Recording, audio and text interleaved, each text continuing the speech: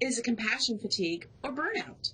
In professions that require a high degree of caring, like nursing, there's sometimes discussion of compassion fatigue or the inability to continue to care because of the high level of care required just to get through the day. Caring people end up feeling as if they've lost themselves because they simply don't know how to care any longer. While compassion fatigue in nursing is focused on compassion for the patient, compassion fatigue can impact anyone in any relationship where high degrees of compassion are required, including those where someone is caring for a loved one. The symptoms of compassion fatigue may look slightly different from burnout on the surface, but if you probe deeper, you find that compassion fatigue and burnout may not be different. While burnout in nursing has been associated with work, we can find ourselves burnout by any aspect of our lives. Compassion fatigue depends upon where the environment is. The environment where care is critical. It's possible that you give more compassion than you have available. There's only so much energy that someone can give to help others without helping themselves. The fundamental trap that causes compassion fatigue is a focus on other people and their needs before focusing on our own self-care needs. It's easy to forego the activities that bring you happiness when so many others are suffering. The problem is, without capacity flowing back in, eventually you run yourself ragged, identifying so closely with those suffering that you have nothing left to give. This is the point where compassion fatigue sets in. One insidious way that this process is accelerated is when you're helping others to heal yourself.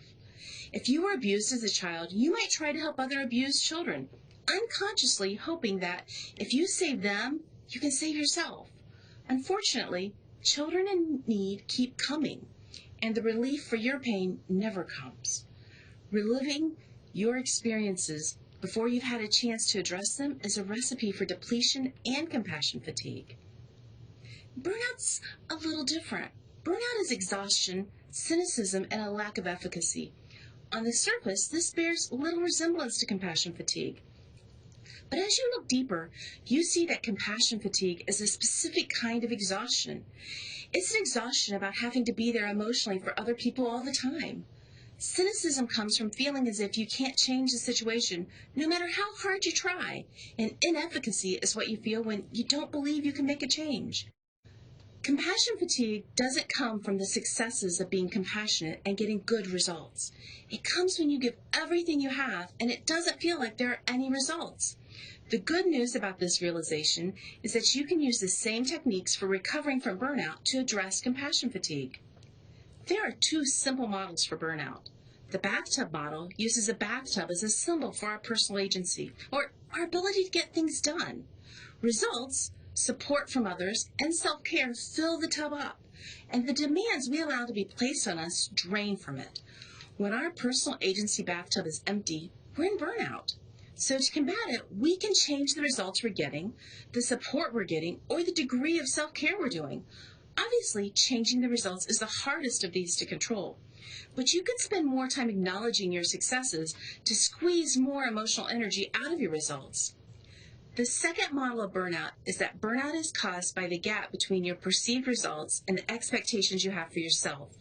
This is where unresolved childhood issues are a problem, because every person you help also aids the child inside you. You feel you have to save everyone, but that's not realistic. Instead of being able to celebrate successes, you end up focused on the child who you couldn't help, knowing the kind of pain they'll have to endure. How do we resolve compassion fatigue? The recipe for resolving compassion fatigue isn't hard, although implementing the change can be difficult. Focus on the positive results you get. Engage more people to support you. Do more self-care, and limit the demands on your personal agency. Unresolved past hurts can make that difficult or impossible to do.